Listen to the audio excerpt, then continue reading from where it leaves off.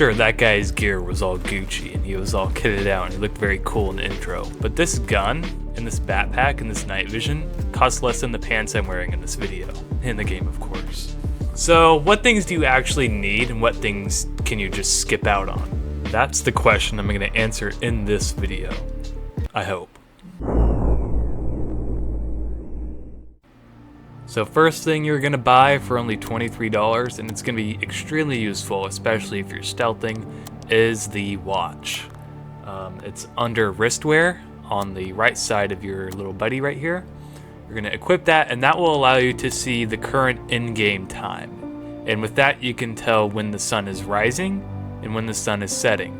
This is important because at nighttime, as most of us know, the AI have reduced visibility and therefore stealthing is a lot easier since they can't see you and they can't see bodies as well in the dark.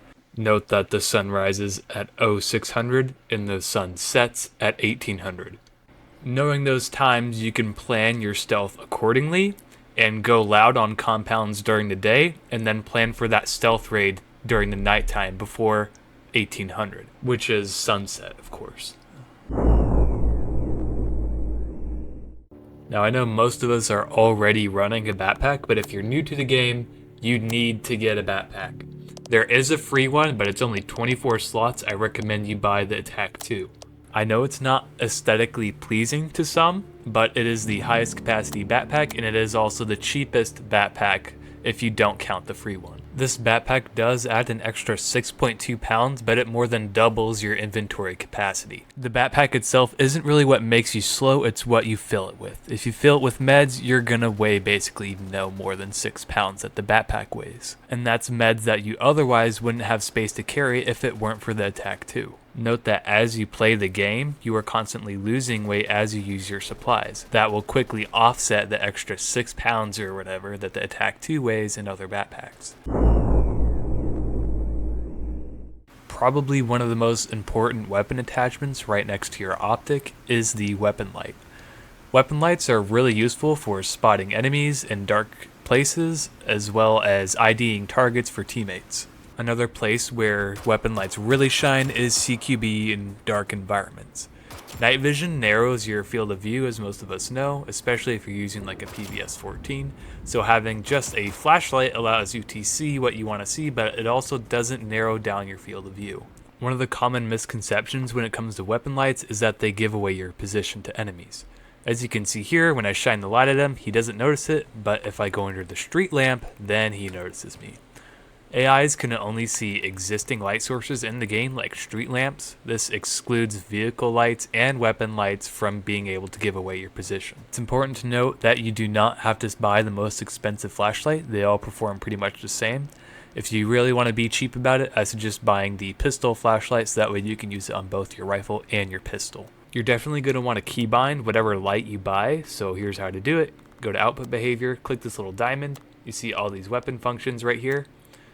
Click whichever one you want, probably weapon function 1, go to keybinds, and then click on this letter right here, then press whatever key you want, and that is now your weapon function number 1. So whatever key you just pressed is now what's going to turn on and off the flashlight. If you have a mouse that has buttons on the side of it, go ahead and program one of those buttons to a key and then set your flashlight up to it. One of the best investments you're going to make in this entire game is getting a good optic. Pretty much any of the magnification optics that start with a 1x base magnification are going to be a good bet. I'll put all of those on the screen right now. There's a pretty big difference from the LPVOs and what I'm going to call the Scepters. LPVOs kind of have this shape going to them, and the Scepters are kind of their own thing. The Scepters are an all or nothing magnification, while the LPVOs can kind of vary between very specific magnifications depending on where you put your scroll wheel. You might ask, why not use an EOTech with a magnifier or an ACOG? The EOTech and magnifier combo, while it is very cool looking and it does work, the purpose of it is more for making precise shots at close quarters, not really for reaching out at distances. And the ACOG, when you put the red dot on top and say, look, I have a 1 to 6 times optic or whatever, What happens there is when you're switching between the magnifications, aka switching to that top dot, there is a long transition, and also it is obscured by part of the optic itself. So it's not as clean as a transition as I'd want or as I would recommend for you. Basically the same thing with the EOTech, except the transition is plenty quick for me. But this huge bezel here kind of kills it for me, and the fact that the optic is kind of darkened out by this magnifier makes it pretty undesirable for me and a couple of the other people I know who do not like running magnifiers, though they do look pretty cool.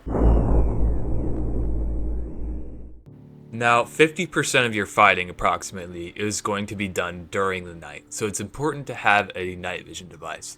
There is a free one if you are new to the game. Go ahead and toss that bad boy on there if you haven't already.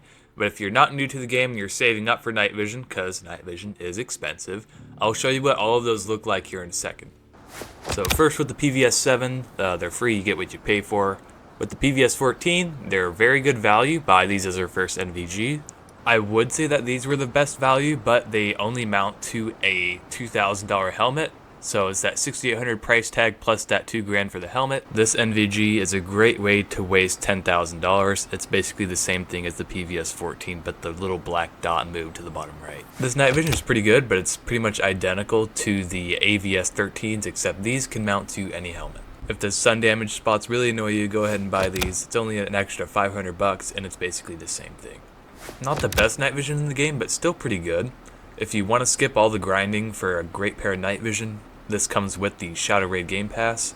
I don't 100% recommend it because if you can dedicate a grind, go ahead and get these next NVGs. Versus the Game Pass Night Vision, these have no sun damage spots and they're white phosphor, which makes it extra crystal clear when you're seeing at night. Well, I'm afraid that pretty much finishes up the Loadout Essentials. Some honorable mentions would probably be bipods and suppressors, but I'm going to leave that for a video where I break down different kinds of kit, like stealth kits and loud kits and med kits and stuff like that. So stick around for those videos. Thank you for watching, and I'll see you next time.